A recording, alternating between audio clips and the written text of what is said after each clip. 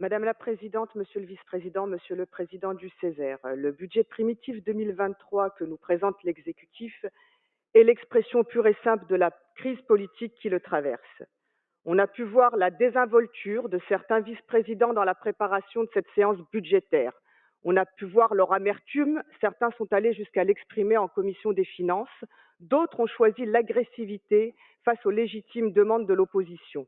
Jamais nous n'avions eu un tel climat. Ce que je dis là devant vous est partagé par tous les groupes d'opposition, mais aussi par de nombreux élus de la majorité. Une majorité qui est en crise depuis plusieurs mois. Je rappelle ici que le groupe UDI avait préféré sortir de cette salle lors du vote sur le budget supplémentaire au mois de juillet dernier.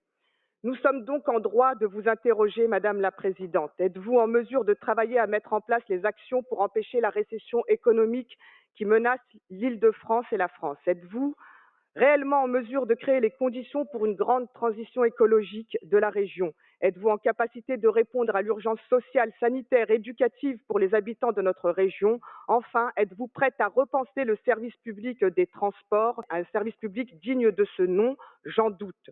Je pense que ce budget est bel et bien celui d'une présidence qui n'a rien anticipé et ne sait pas comment piloter l'avion dans une tempête. Nous commençons donc cette séance budgétaire dans un certain chaos. D'abord, le chaos d'une présentation budgétaire qui en a rendu chèvre plus d'un, à commencer par vos propres vice-présidents dont certains ont admis, contrit l'illisibilité du budget. Rompant avec une jurisprudence décennale, vous avez présenté un budget pour 2023 sans aucune analyse ni explication des choix budgétaires, alors même que vous procédez à des coupes importantes qui vont nuire notamment aux politiques de logement, aux lycées ou encore aux politiques de solidarité. Le chaos, c'est aussi un changement de règlement qui produit la réduction du temps de parole de l'opposition et son droit d'amendement. En un an, vous avez fait beaucoup d'efforts pour empêcher l'opposition de faire son travail de contrôle. Mais malgré vos efforts, vous n'avez pas pu empêcher l'opposition de travailler. Et cette année, plus que les précédentes, les analyses et critiques de l'opposition de gauche et écologiste sont confortées par le rapport du Césaire. Nous dénonçons les coupes budgétaires auxquelles vous procédez au prétexte d'un contexte économique difficile, tout en présentant un budget prévisionnel excédentaire de 500 millions d'euros.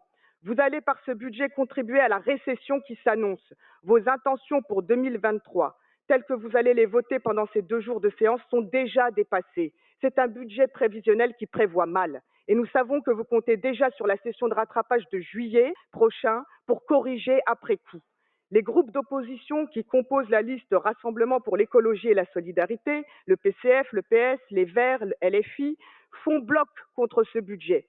Nous faisons bloc contre vous, car ce que vous promettez aux franciliens, c'est tout simplement d'aggraver la situation. Lors de la séquence préparatoire de cette séance budgétaire, nous avons tous ensemble tenté d'amender votre budget. Nous vous avons interpellé sur la gestion des fonds européens qui est le symbole de votre incurie, jusqu'à la politique des transports qui est le drame quotidien des franciliens par votre faute. Nous avons proposé un contre-budget avec 4 priorités. D'abord, les lycées. Vous prévoyez de réduire de 18,1% la dotation globale de fonctionnement.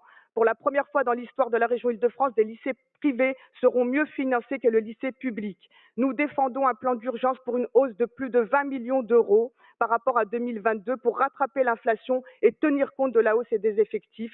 Nous proposons un moratoire sur la fermeture des lycées professionnels parisiens que vous fermez sans concertation et sans préparation. Nous proposons la gratuité de la restauration scolaire pour les tranches 1 à 4 du quotient familial.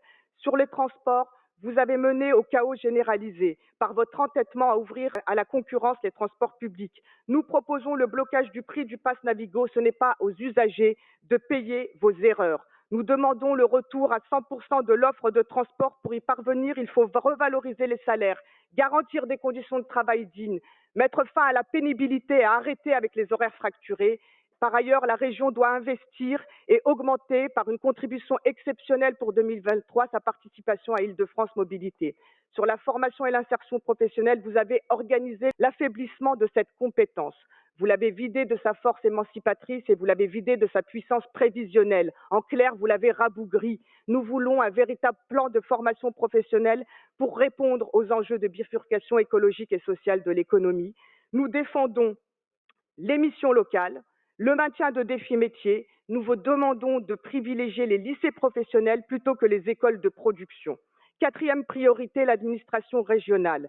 Vous l'avez défaite de façon assez bornée, avec des suppressions de postes, la précarisation des salariés, la suppression de services dans le seul but de recourir à des cabinets de conseil aussi dangereux que McKinsey. Les boîtes d'intérim auxquelles vous versez des millions d'euros sont favorisées plutôt que de recruter et stabiliser des agents régionaux. On pourrait aussi parler de votre stratégie immobilière, mais vous êtes vous-même perdu en la matière. Nous proposons le recrutement de 300 nouveaux agents, la CDIsation des agents qui ne peuvent pas être stagiairisés et ainsi devenir fonctionnaires. Nous exigeons la transparence sur le patrimoine régional. Il est évident que ces 4 priorités qui relèvent de la compétence régionale sont à l'heure actuelle les 4 domaines qui s'effondrent du fait de votre politique. Nous avons un besoin urgent de les relever pour les habitants et les entreprises ancrées en Île-de-France. Votre budget pour 2023 va aggraver la crise. Vous ne prenez aucune mesure pour soutenir l'emploi et les entreprises franciliennes face à la récession qui s'annonce. Vous préférez encore économiser 500 millions d'euros dans un moment où cet argent pourrait être un véritable bouclier social et solidaire pour faire face à l'inflation. Nous ne voterons évidemment pas ce budget. Nous tenterons autant que possible de l'amender, dans le cadre contraint que vous nous imposez, dans des conditions où les débats sont rendus impossibles et où vous refusez toute proposition. Votre présidence prend les allures de l'autoritarisme de ceux qui ne maîtrisent plus rien.